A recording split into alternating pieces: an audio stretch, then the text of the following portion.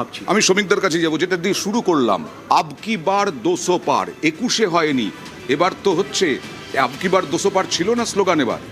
আর একটা জিনিস বলি, মানে তোমার উত্তর দেওয়ার আগে শিবাজিদার একটা কথায় আমার একটু আপত্তি আছে। সেটা হচ্ছে আমরা গ্রাসরুট লেভেলে হিন্দুত্ব নিয়ে কথা বলেছি।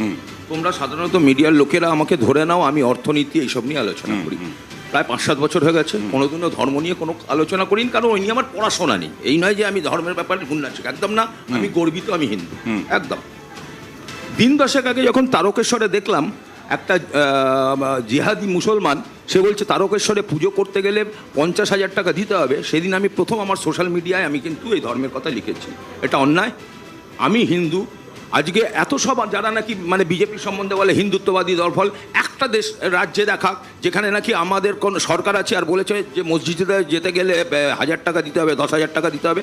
আমি হিন্দু মানে এই নয় যে কিছু জিহাদি, কিছু মুসলমান উগ্রপন্থী তারা আমাকে তাদের নখের ডগায় রাখবে।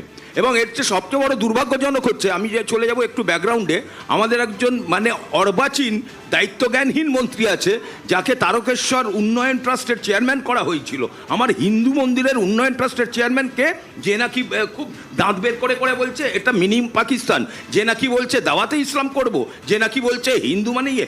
শিবাজিদার মতো লোকেরা, দেখুন দাদা একটা কথা বলছি, আপনি আমার কাছে পরিষ্কার কথা, যারা বলে ধর্মনিরপেক্ষ তারা ভাঁওতাবাজি করে পরিষ্কার। আমরা যেটা বলি, আমরা বলি সর্বধর্ম সহমর্মিতা। আমি যদি নিজের ধর্মকেই না ভালোবাসি, নিজের ধর্মকে স্বীকৃতি না দিই, আমি অন্য ধর্মকে কি ভালোবাসবো? এগুলো হচ্ছে সব হচ্ছে ভাঁওতাবাজি। ধর্মনিরপেক্ষতা বলে কিছু নেই। আমি আমার ধর্মের প্রতি শ্রদ্ধাশীল থাকলে তবে আমি অন্যের প্রতি থাকবো। আজকে আমি আমার মাকে সম্মান করলে তবে তোমার মাকে সম্মান দিতে পারবো। আমি আমার মাকে দেখি না, রাস্তায় ফেলে রেখেছি, তোমার মা কেমন আছে, আমি হচ্ছি ভাঁওতাবাজ। আমরা বিজেপিরা ভাঁওতাবাজ নই। আমি আসবো কারণ সংখ্যালঘুদের প্রতি সংখ্যা গুরুরা কি বিরক্ত হয়ে গিয়েছিল, সেই কারণে আরো বেশি তৃণমূলের দিকে ভোটটা গেল না। তার আগে দেখে নি বেশ কয়েকজন হেভিওয়েট প্রার্থী, তারা কি বক্তব্য রাখছেন। হ্যাঁ, খড়গপুরে আমরা লাগাতার জিতি, আর 10-12 বছর ধরে সব ইলেকশনেই জিতি প্রায়। তো জন্য এখানে জিতটা বড় নয়, এখানে মার্জিনটা বড় করতে হবে। সেই জন্য কার্যকর্তারা সবাই প্রস্তুত আছে, পৌঁছচ্ছে কাউন্টিং হলেতে। আর সে জন্য এই 1-1.5 বছর ধরে প্রস্তুতি করেছি আমরা। খড়গপুরে ভোট এবারে ব্যাপক হয়েছে, প্রায় 30%-এর কাছাকাছি ভোট বেড়েছে। আমার মনে হয় এখানকার মানুষ, আমরা চাইছি যেটা 1 লাখ ভোট, সেটা বোধহয় মনের ইচ্ছা পূর্ণ করবেন।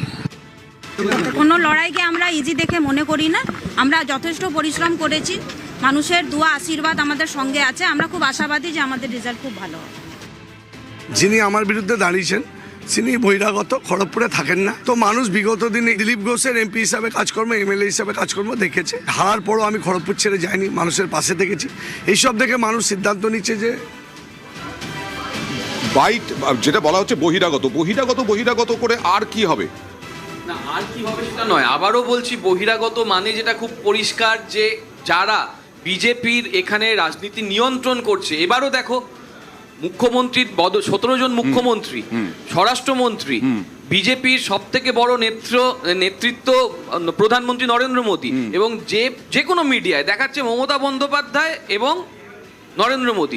বিজেপির বিরুদ্ধে যখন আমরা কথা বলতে যাই অন্য রাজ্য নিয়ে, তখন ওরা বলে কেন বাংলায় ফেরো না, কেন বাংলা নিয়ে কথা বলো না কেন।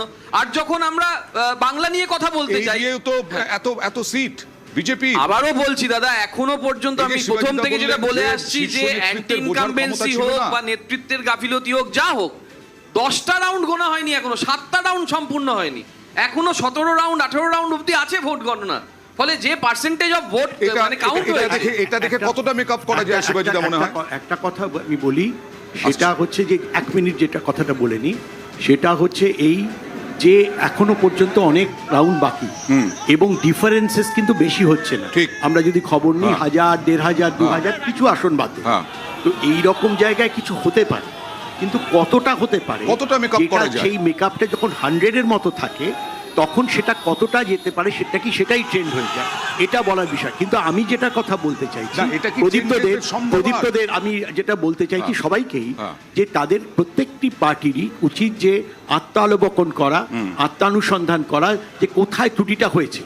এই জায়গাটা তো প্রত্যেকে, বিজেপি যদি হেরে যায় তাহলে বিজেপিরও মুক্ত করা উচিত, এদেরও করা উচিত। যেটা বললো শেষ পর্যন্ত উনি হয়তো একটু অস্বীকার করলেন সেটাতে, আমি বলছি যে একটা হিন্দুত্বের পক্ষে বা বিপক্ষে এই রকম একটা জায়গা অবশ্যই অ্যান্টি ইনকামবেন্সি ছিল। আমি বলছিলাম মমতা বন্দ্যোপাধ্যায় অ্যান্টি ইনকামবেন্সিটাকে ইলেকশন কমিশনের এগেনস্টে অ্যান্টি ইনকামবেন্সিতে পরিণত করতে চেয়েছিলেন, এসআইআর কে সামনে রেখে, বাঙালিয়ানাকে সামনে রেখে। Okay. সেই জায়গাটা যদি ফেল করে থাকে সেটাই তাদেরও চিন্তা করতে হবে, সেটা করলো কি করলো না, কারণ অ্যান্টি ইনকামবেন্সি অনেক কিছু। বিজেপি এতটা জয় পেতে চলেছে। 1 নম্বর